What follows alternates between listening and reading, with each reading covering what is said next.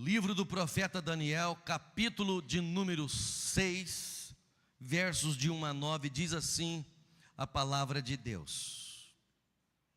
Diz a palavra de Deus. O rei Dario resolveu dividir o reino em 120 províncias e nomeou um alto funcionário para governar cada uma delas. O rei também escolheu como administradores Daniel e outros 2 homens, para que supervisionassem os altos funcionários e protegessem os interesses do rei. Em pouco tempo, Daniel se mostrou mais capaz que todos os outros administradores e altos funcionários. Por causa da grande capacidade de Daniel, o rei planejava colocá-lo à frente de todo o reino. Os outros administradores e altos funcionários começaram a procurar falhas no modo como Daniel conduzia as questões de governo, mas nada encontraram para criticar ou condenar. Ele era leal, sempre responsável e digno de confiança. Por isso concluíram: nossa única chance de encontrar algum motivo para acusar Daniel será em relação às leis de seu Deus. Então, os administradores e os altos funcionários foram até o rei e lhe disseram: que o rei Dario viva para sempre.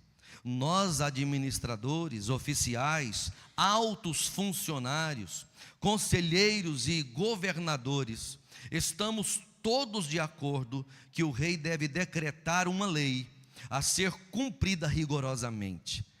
Dê ordens para que nos próximos 30 dias, qualquer pessoa que orar a alguém, divino ou humano, exceto ao rei, seja lançada na cova dos leões. Agora, ó rei, decrete e assine essa lei para que não possa ser mudada, como lei oficial dos medos e dos persas, que não pode ser revogada. E o rei Dario assinou a lei. Irmãos amados, aqui uma palavra que nos desafia à integridade, que nos desafia a uma vida íntegra diante de Deus. E essa virtude chamada integridade, às vezes nós olhamos com uma possibilidade de que ela será extinta a qualquer momento. Por quê? Porque nós percebemos o tempo passando, nós percebemos os governos mudando, percebemos as leis mudando, mas percebemos que a corrupção não muda. Nós percebemos que a corrupção continua, ela continua na política, ela continua nos governos. Nós percebemos que a integridade, ela ameaça a família. Nós percebemos que a integridade, ela está ameaçando casamentos. Nós percebemos que a integridade, ela está sendo cada vez mais escassa, de maneira que os divórcios se multiplicam demais, e por motivos banais, inclusive. Falta de integridade. Nós somos desafiados aqui a buscar uma vida de santidade, de integridade. Não importa se é na escola, não importa se isso tem a ver com o comércio, ou na vida financeira, nós precisamos aqui entender que em quaisquer áreas que sejam, no namoro, o desafio do cristão é a vida de integridade. Inclusive dentro da igreja, no ministério pastoral, na liderança como um todo. John Locke, o filósofo, diz que o homem é produto do meio. Mas a grande verdade, se nós olharmos para a história bíblica, nós precisamos discordar disso, exatamente porque existem grandes homens e mulheres de Deus na história que foram íntegros a despeito das circunstâncias. Por exemplo, José do Egito, um homem íntegro que preferiu ir para a prisão do que ceder aquilo que nós poderíamos chamar de liberdade do pecado. O pecado parece que é uma liberdade, mas não deixa de ser um aprisionamento, e grande aprisionamento. Mas não apenas José, nós poderíamos pensar também em gente como o profeta Jeremias, que preferiu a prisão do que se tornar um homem popular. Decidiu andar com Deus. O precursor do Senhor Jesus, o João Batista, porque ele foi íntegro, porque ele foi um homem que vivia a sua santidade, preferiu perder a cabeça do que perder a sua própria honra. Nós lemos isso na palavra de Deus nos evangelhos, porque decidiu ser santo, decidiu ter uma vida íntegra. E Daniel capítulo 6 mostra essa realidade, esse desafio para nós. O contexto é ali em que a Babilônia havia caído, um novo império surgiu ali, se levantou o império que nós chamamos de Medo-Persa, um governo também corrupto, com líderes corruptos, se levanta, e nós vamos perceber que, de alguma forma, o rei daquela época, o Dario, preocupado com a corrupção no reino, preocupado com a falta de integridade no reino, ele levanta 120 prefeitos, ele levanta governadores, supervisores, dos quais Daniel estava na ponta e estava sendo analisado com a possibilidade de ser o primeiro em todo o governo, exatamente para evitar que a corrupção se instaurasse para todo lado. Mal sabia o rei Dario que essa corrupção já estava dentro do palácio, como está, irmãos, nos nossos dias, infiltrada em todos os lugares, a falta de integridade, a falta de vida diante de Deus. Mas nessa conjuntura aparece esse homem chamado Daniel, um servo do Senhor Jesus, que não vendeu a sua consciência, que não vendeu a sua comunhão com Deus, a sua vida diante de Deus, que não negociou os seus valores, e eram valores absolutos, não eram valores relativos. E essa manhã somos chamados por Deus, pelo Espírito Santo, a avaliar a nossa própria vida, para que nós possamos perceber em nós se existe falha no nosso caráter, se existe falta de integridade, retidão diante dos olhos de Deus, rever a nossa vida, para que sejamos aprovados pelo Senhor nessa geração corrupta, nessa geração corrompida. Somos desafiados por Deus a não negociar os nossos valores, e a base para a integridade, de acordo com a palavra de Deus e com a vida de Daniel, é a sua fidelidade a Deus. Não há possibilidade de dizer que é alguém íntegro se a base disso não for a sua fidelidade à pessoa de Deus. Daniel, fiel diante dos homens, porque ele tinha uma vida santa diante de Deus. Nós aprendemos, irmãos, muitas coisas, mas uma delas que eu gostaria de compartilhar com os irmãos é que nós podemos permanecer íntegros quando nós somos vítimas de conspiração. Nós podemos permanecer santos, aprovados por Deus, quando pessoas podem se levantar para agir de má fé para conosco, em todas as esferas da sociedade. Quando nós lemos o versículo 4, olha isso, o verso 4 diz: os outros administradores e altos funcionários começaram a procurar falhas no modo como Daniel conduzia as questões do governo. Passaram a analisar, procurando uma brecha para ver como derrubar Daniel, como fazer o Daniel cair, ocasião para acusar a Daniel. Essa era a verdade. As pessoas, de alguma forma, impulsionadas pelo inferno, procuram um jeito de fazer a igreja cair, de fazer crentes caírem, de fazer crentes envergonharem o nome do Senhor Jesus, de fazer homens e mulheres, jovens, adolescentes errarem, porque fazendo isso a igreja do Senhor perde autoridade, perde poder, deixa de avançar. Então procurava uma brecha na vida desse homem de Deus.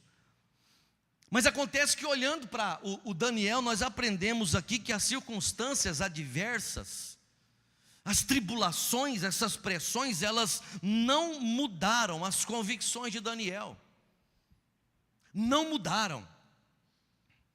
Ele não mudava o seu posicionamento em razão de pressão, em razão de ofertas, em razão de possibilidades. Ele sabia quem era, sabia quem servia e andava em retidão diante de Deus a despeito de qualquer provação, oferta ou crise.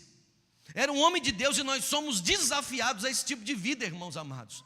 A igreja perde o poder quando ela transige, quando ela negocia, quando ela flerta com o pecado, com a corrupção, quando ela flerta com a mentira, quando ela deixa de andar de maneira fiel diante de Deus. Daniel era fiel a Deus e era fiel ao líder terreno também. Isso aqui é maravilhoso. Ele conseguia lidar com essas coisas.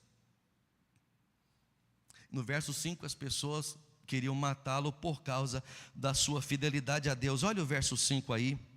Diz assim: por isso, porque ele era leal e sempre responsável, digno de confiança, por isso concluíram: nossa única chance de encontrar algum motivo para acusar Daniel será em relação às leis do seu Deus, ou seja, será em razão dessa integridade dele.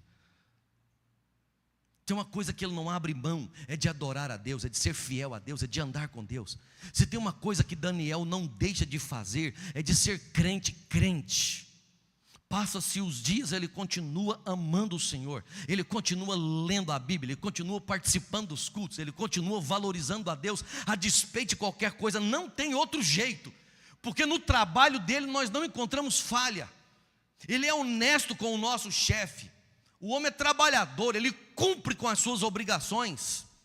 Ele não é crente que faz de conta que trabalha, vai para o trabalho e trabalha, volta e ele só consegue fazer uma coisa: adorar a Deus. E aí tem um detalhe aqui, nesses versos próximos que nós vamos ler, é que às vezes as mesmas pessoas que bajulam são aquelas que maquinam mal contra o justo. As mesmas pessoas que bajulam são pessoas que maquinam mal. Olha, o versículo 6 em diante, olha só o que o texto diz. Então, os administradores e os altos funcionários foram até o rei e lhe disseram que o rei Dario viva para sempre. Nós, administradores, oficiais, altos funcionários, conselheiros e governadores, estamos todos de acordo que o rei deve decretar uma lei a ser cumprida rigorosamente. Dê ordens para que nos próximos 30 dias, qualquer pessoa que orar a alguém, divino ou humano, exceto ao rei, seja lançada na cova dos leões. Agora, ó rei, decrete e assine essa lei para que não possa ser mudada, como lei oficial dos medos e dos persas, que não pode ser revogada. E o rei assinou a lei. Então todas aquelas autoridades chegam diante do rei, bajulando o rei, dizendo para o rei: rei, aqui é o seguinte, nós queremos mostrar para o senhor que o senhor é um Deus, pelo menos por 30 dias o senhor é um Deus. Bajulando o rei. Mal sabia que tudo isso no fundo não era para honrar o rei, era para matar um homem de Deus. E o rei cede àquela tentação. Só que o rei acabou se tornando refém do seu orgulho. Por quê? Porque ele acabou decretando a morte do homem que ele mais confiava, que era Daniel. Quando você cede à tentação, quando você cede ao orgulho, quando você se endeusa, você está acabando com a sua vida e acabando com a vida de outras pessoas. Quando você aceita glória que não é sua, você estraga a sua vida e estraga a vida de outras pessoas. É assim que igrejas caem, é assim que líderes caem, quando se ufanam, quando se orgulham, quando se ensoberbecem, quando acham que são aquilo que nunca foram chamados para ser. É nessa hora que as coisas ruem. E essa é a lição que nós temos aqui. Eles usaram a mentira para tratar disso. Todo mundo está de acordo. Que todo mundo está de acordo? O grande homem que governava, um dos principais era Daniel, e não estava sabendo de nada. Então não era todo mundo que está de acordo para o Senhor decretar a lei. Na verdade, o homem, um dos homens que tem maior autoridade entre nós, está fora disso, porque nós queremos matá-lo, nós queremos pegá-lo. Essa é a ideia. O verso 7, quando diz que todos estavam sabendo, não estavam sabendo. Havia uma mentira aqui. E aí Daniel nos ensina, irmãos, que existe possibilidade, e precisa ser assim. Os íntegros devem ser íntegros e santos na prosperidade ou na adversidade. Ou na adversidade. Os irmãos se lembram, quando Daniel chega na Babilônia, ele chega um rapazinho jovem, adolescente. Ele vem como escravo para a Babilônia, ele e tantos outros. E ali, naquela época, já na sua juventude, como escravo, nós lemos o capítulo 1, versículo 8, Daniel resolveu firmemente não se contaminar. Ele era íntegro ali. Quando ele era esse adolescente, ele decidiu firmar-se diante de Deus. Mas depois ele sobe de cargo, ele prospera, ele avança. E aqui já como um primeiro ministro do Império Medo-Persa, diz a palavra de Deus que a fama não seduziu Daniel. Ele foi parar na cova dos leões, o texto não permite por causa do tempo, mas ele foi parar na cova dos leões exatamente por causa disso. Aconteça o que acontecer, eu só adoro o Senhor. Eu sou fiel ao Senhor, eu ando com Deus. E é interessante dizer isso, por quê? Porque Daniel, ele era aquele que fazia o que era certo quando ninguém olhava, ou ele fazia o que era certo quando todos erravam. Quando ninguém via Daniel, ele andava com Deus. Quando ninguém estava atrás dele vendo, ele andava com Deus, ele buscava a Deus. E quando todo mundo decidia fazer o que era errado, Daniel permanecia andando com Deus. E essa é a decisão que cada um de nós precisamos tomar. Porque parece que nós andamos na contramão da história. Parece que hoje nós somos a grande exceção. Fazer o que é certo ficou errado. O namoro de santidade virou cafona, você é um fiasco. Falar que você não pratica sexo antes de se casar é motivo de gozação aí fora, de chacota. Você cumpriu com as suas obrigações legais. Ser fiel dentro do seu casamento, ser fiel na sua empresa. Fazer valer um aperto de mão, né? A palavra empenhada. Está combinado? Está combinado. Palavra empenhada, pegou na mão, vale mais do que um contrato para um servo de Deus, e deveria continuar sendo assim, porque é isso que a Bíblia nos ensina através da vida desse homem. Irmãos, a igreja do Senhor Jesus precisa ser íntegra, e nessa manhã o Senhor chama a mim e a você. Certamente você tem áreas na nossa vida com falta de integridade, com rupturas, quebradas. O Senhor chama a gente para consertar nessa manhã. Seja no casamento, seja no ministério, seja na liderança, não é? Pastores flertam demais com o pecado, presbíteros flertam, diáconos flertam, os líderes flertam, a igreja flerta. Senão essas coisas não estariam registradas para o nosso cuidado. Deus nos chama à humildade. Deus nos chama e nos alerta para uma vida de santidade, de aprovação diante do Senhor. Guardar o nosso coração, mas guardar por amor a Deus. Somos desafiados, e eu coloquei como desafio a integridade. Você sabe por quê? Porque quanto mais íntegro formos, mais nós seremos alvos de algum tipo de ataque. Sempre haverá pessoas, colegas, amigos, que vão se levantar, porque vão achar estranho um povo que anda em retidão, um povo que diz: não participo dessa piada, não participo desse jogo, não participo. Eu não participo da festa junina. Eu não participo daquela outra festa. Eu não bebo. Eu sou fiel à minha esposa. O namoro é santo. Sou fiel no meu trabalho. Sou fiel no meu trabalho. Mas por quê? Porque eu amo a Jesus. Porque eu tenho um Senhor. Sabe, irmão, Jesus não pode ser o nosso Salvador se Ele não for o nosso Senhor. Não pode. Não pode. Se Ele é o nosso Salvador, Ele é o nosso Senhor, porque ser o nosso Salvador significa ter nos comprado para Ele. Se deixamos de ser escravos de Satanás, passamos a ser escravos do Senhor Jesus. Não mandamos em nós, não temos a nossa palavra e não fazemos a nossa vontade, fazemos a vontade daquele que nos comprou para Ele. Somos chamados, a Pipa é chamada nessa manhã para buscar uma vida de integridade. Se existe desvio aqui de caráter, de comportamento, e o Senhor sabe por que é que essa palavra é ministrada nessa manhã para nós aqui ou para você que está em casa assistindo, então que Deus te dê a graça de realizar as mudanças, de tomar decisões. Se tem áreas na sua vida que necessita ser mudada, que seja nessa manhã em nome de Jesus, que você receba como palavra de Deus. Mude em áreas que necessitam ser mudadas, em nome de Jesus, custe o que custar. Se você é crente no Senhor Jesus e entendeu essa palavra, hoje o Senhor Deus chama você para mudar. Hoje o Senhor te chama para mudar. A gente podia cantar uma música, e orar a Deus, e buscar o Senhor em oração. Eu não sei se os irmãos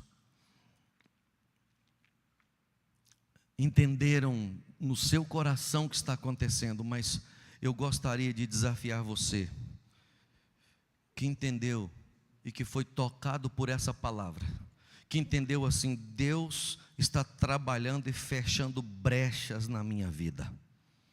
Brechas, quaisquer que sejam elas. Se tem alguma coisa que não está inteira e correta em você, eu gostaria de orar por você e orar por mim, para que a graça de Deus permaneça sobre cada um de nós. O cântico, você conhece, Renova-me, dá para tocar aí, meninos? Nós ensaiamos ontem. Nós ensaiamos ontem. Tudo que a equipe de louvor não gosta é que o pastor inventa na hora uma música que não está ensaiada, não é?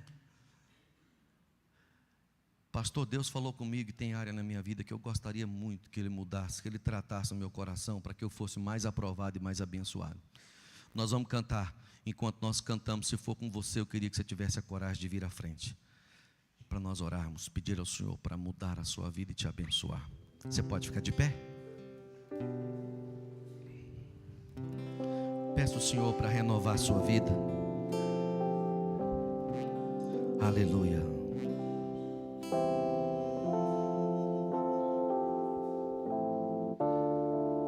Isso. Renova-me, Senhor Jesus. Olha a declaração.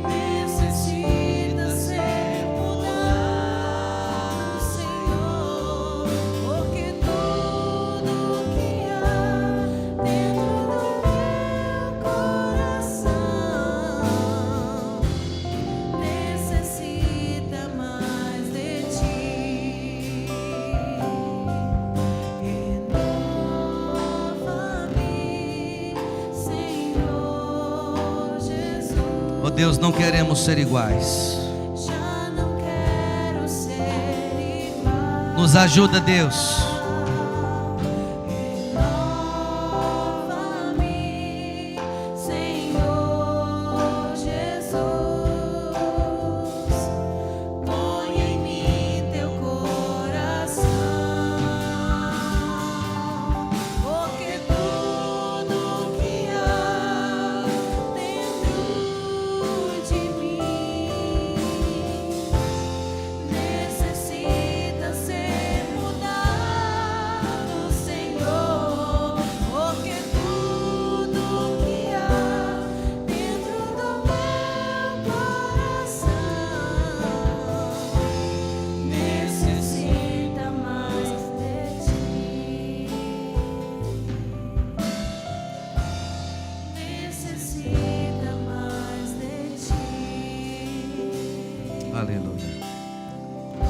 Vamos orar. Enquanto eu estiver orando, você vai olhar para o seu coração. Já vê à frente, então é porque você sabe de situações na sua vida que precisa ser mudada. E se você crer, o Senhor Deus vai mudar hoje. Bendito Deus, nós reconhecemos que em nós ainda tem um desafio enorme acerca da integridade. Precisamos demais da assistência do Teu Espírito Santo. Ó Deus, eu sei da possibilidade de envergonharmos o Teu nome. Eu sei da possibilidade de que se a nossa vida fosse exposta para todo mundo ver, talvez nos envergonharíamos, talvez entristeceríamos ainda mais o Teu nome, talvez surgissem escândalos. Pedimos ao Senhor, nessa manhã, tenha misericórdia de nós, tenha misericórdia de nós. Não olhe para nós, Pai querido, segundo as nossas imperfeições. Olhe para nós, por Tua graça, através da pessoa de Jesus, através do sangue de Jesus. Mas também, ó Deus, nos ajude por Teu Espírito a mudarmos, a moldarmos a nossa vida. Não permita, meu Deus, que sejamos aqui escravos do pecado. Não nos deixa, ó Deus, negociar. Não nos deixa viver com falhas no nosso caráter. Não nos deixe viver na corrupção, na imoralidade. Não nos deixe, ó Deus, viver uma vida que não seja ajustada com a Tua palavra. Nos ajude a corrigir e a ajustar a nossa vida. Se tem, ó Deus, algo aqui na vida dos Teus filhos que precisa de ser ajustada, melhorada, consertada, ó Deus, toca no coração para que hoje, nessa manhã, assim aconteça. Perdoa aqui, ó Deus, entre nós pecados. Perdoa, lava, sara, purifica. Coloca convicção, ó Deus, nessa manhã, de que a bênção do Senhor está sendo derramada sobre a cabeça da Tua igreja. Porque Tu és um Deus de misericórdias, misericórdias essas que se renovam todas as manhãs.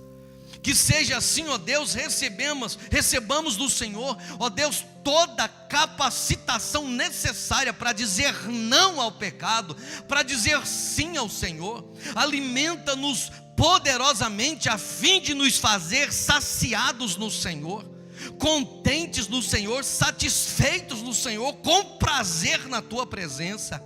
Nos ajude, ó Deus, a aborrecer o pecado, a abominar o pecado, a odiar o pecado. Deus, não nos deixe viver na prática de pequenos pecados, de pecados sutis, de mentiras do gasto, de negociações que nos fazem entristecer o Teu Santo Espírito. Permita, meu Deus, a partir da minha vida e para toda a igreja, em nome do Senhor Jesus, agradar a Ti, como o Teu servo Daniel agradou. Nos ajuda, e que o Senhor mesmo seja aquele que nos guarde, que nos faça prosperar, que nos faça alavancar, que o Senhor nos livre da fornalha e da cova, que o Senhor nos coloque nas alturas, que seja o Senhor quem nos exalte, que não vivamos nós, ó Deus, em nome de Jesus, na dependência de homens para viver o melhor que queremos para a nossa vida. Nos ajude a confiar em Ti, a depositar a nossa fé no Senhor. Oramos pelas famílias, pelos casamentos, pelos namoros, oramos pela profissão, pela vida financeira. Oramos, ó Deus, por casamentos, pela mulher, pelo homem. Oramos pelos jovens. Pedimos ao Senhor a bênção para famílias inteiras aqui. Que o Senhor, em nome de Jesus, guarde os Teus filhos na hora da tentação, na hora das tribulações, na hora dos assédios, na hora das ofertas. Ó Deus, guarde o Teu povo para, em nome de Jesus, ser aprovados por Ti e abençoados pelo Senhor. Nós oramos assim, no nome santo e bendito de Jesus, o Senhor e o cabeça da igreja. Amém e amém. Podeis sentar, queridos irmãos.